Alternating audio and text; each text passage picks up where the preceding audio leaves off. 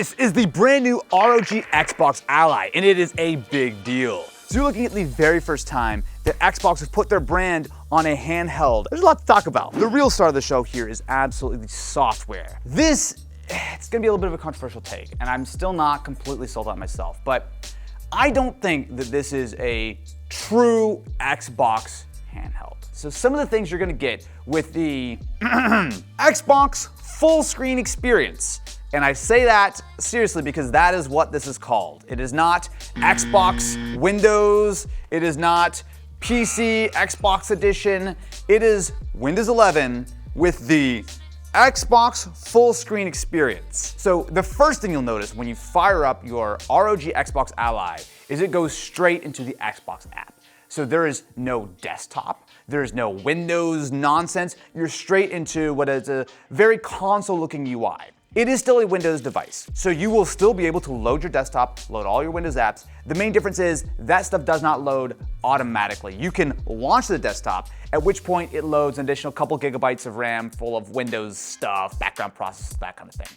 Now, if you've seen with the Legion Go S SteamOS edition, which we recently took a look at, Windows is a major downside on these handhelds, not only from just an experience standpoint in the past, but also from a performance standpoint. When you got the exact same game running on SteamOS, running through Proton, and you're getting better performance than the native game on Windows, you know that you have a problem. I think Microsoft are addressing this in some ways because they are really only loading the bits of Windows that are important. Now, I have an enormous amount of questions about how well this will work, how much of a difference it will really make. I do think the software experience has been significantly redone by not just the Windows team, but the Xbox team, right? So they had a mention I thought was really interesting.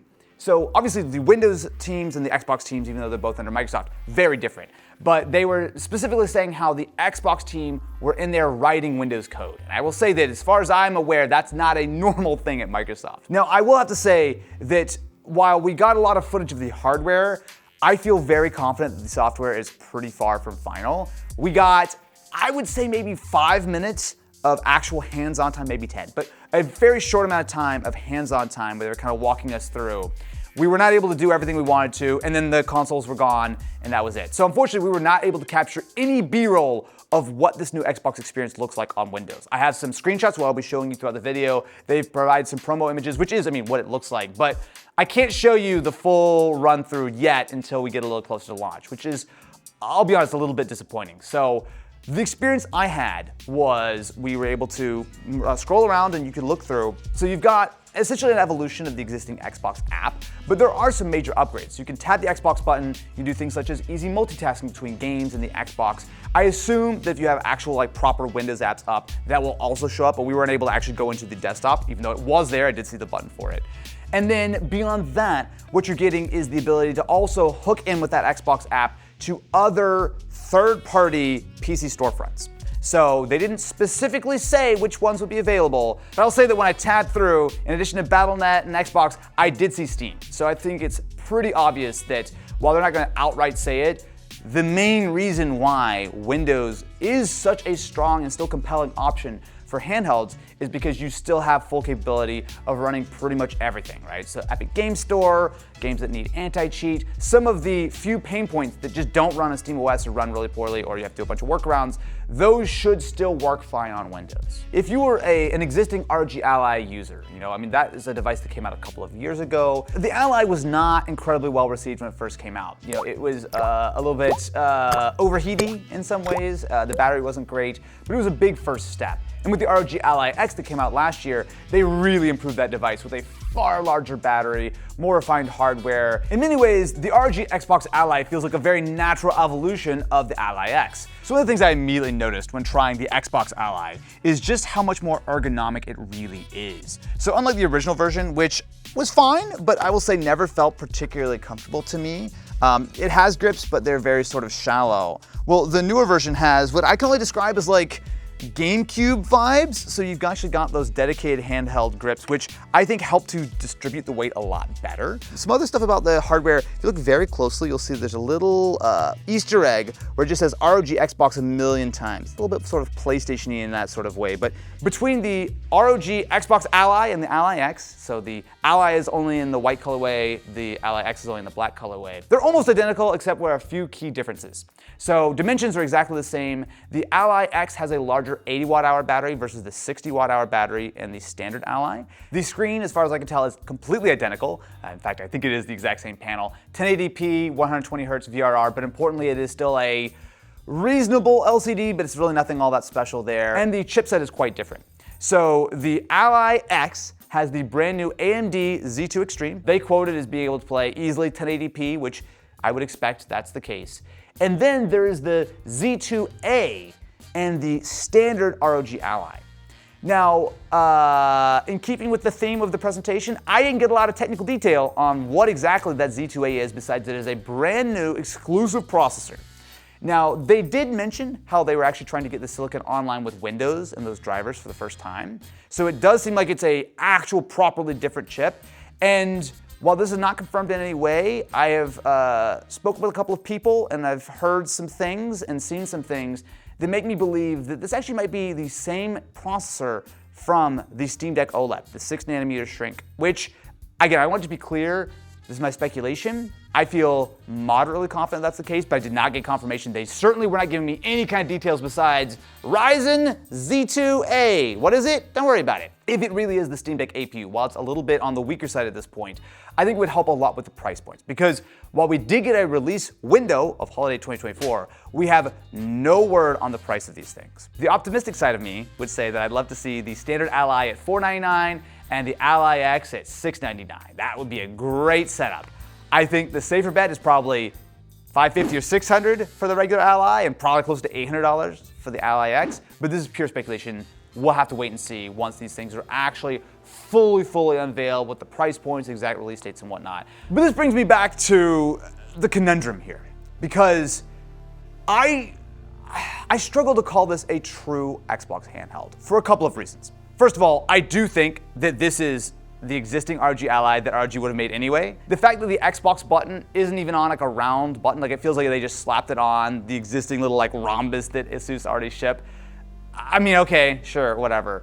And the software, I have so many questions about. I think, to me, it is crazy that they're not calling this something that is clearer other than the Xbox full screen experience. That is such a terrible name. Like, they should make it clear, in my opinion. Hey, guess what? This is Windows 11 Xbox Edition. It is specifically designed for handhelds. It is going to give you all the Xboxy stuff you want, and it importantly gets rid of all the extra nonsense Windows unless you actually want to load that specifically. One thing to consider, they had no comment on whether this experience would be coming to any other devices, right? It is coming to the ROG Xbox Ally and ROG Xbox Ally X, holiday of the season, and no comment on anything else.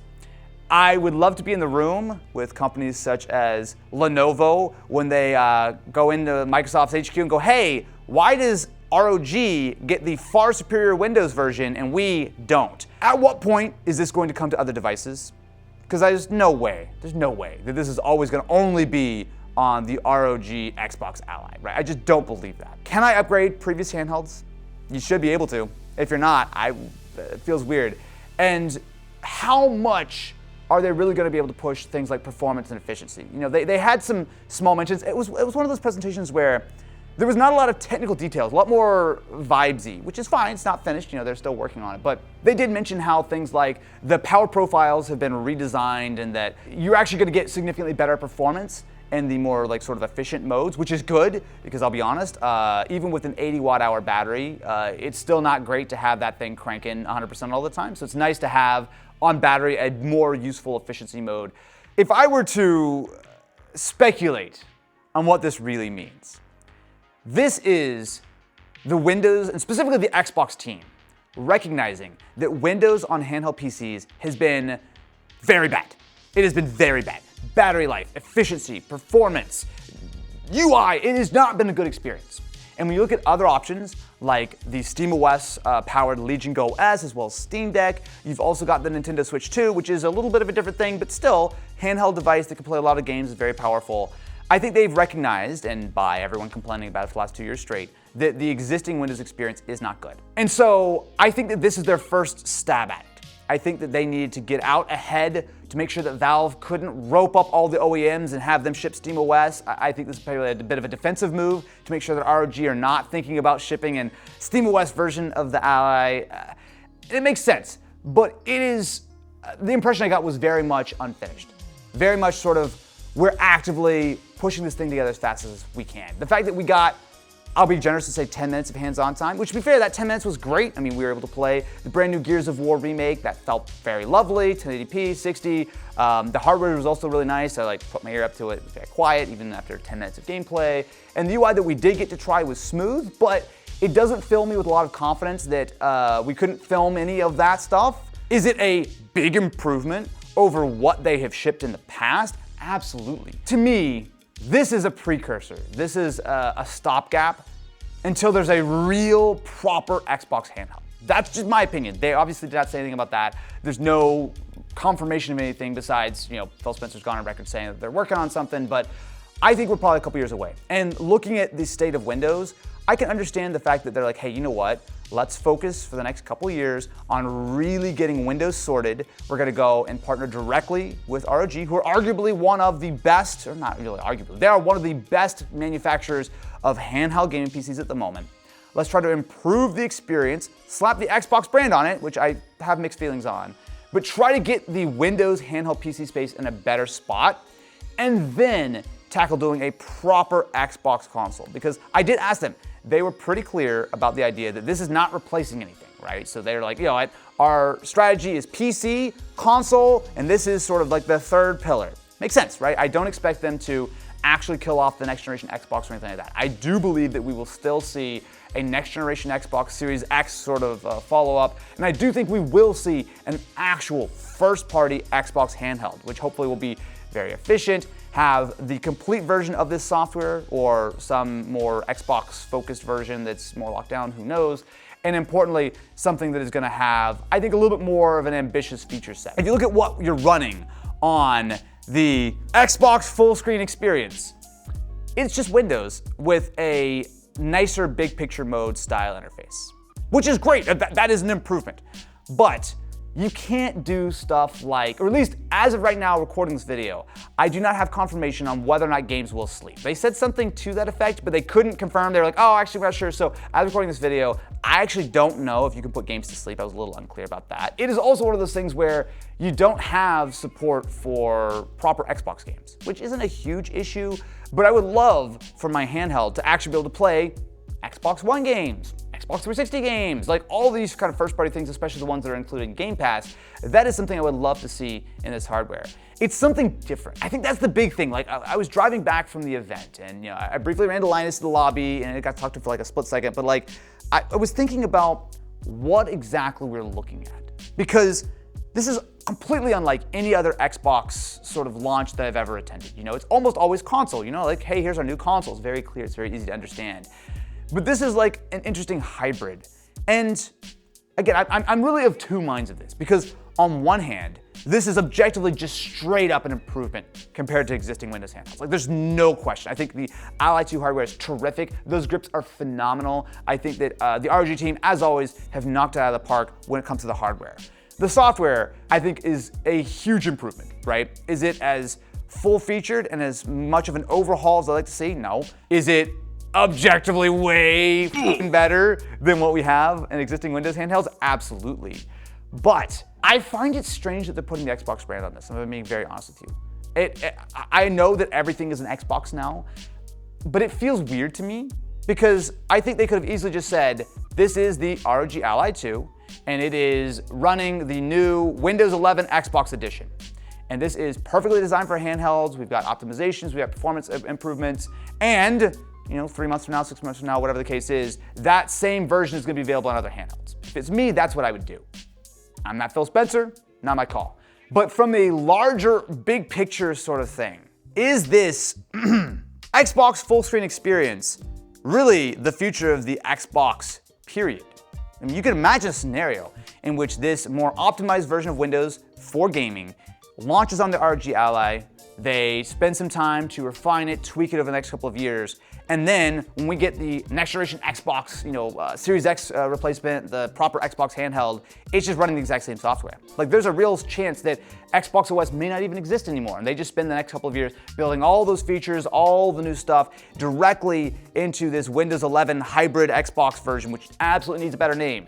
I think if I was gonna take a bet, that's what's gonna happen, but it feels very unclear to me. But then again, this is me getting way in my head about the big picture of this, because the bottom line really is that the ROG Xbox Ally X and the ROG Xbox Ally are clearly going to be some of, if not the absolute benchmarks in the handheld space. I think that they've nailed the hardware. It might look a little goofy, but I cannot overemphasize how lovely they feel in the hands. And I do believe the software is gonna be a huge step forward.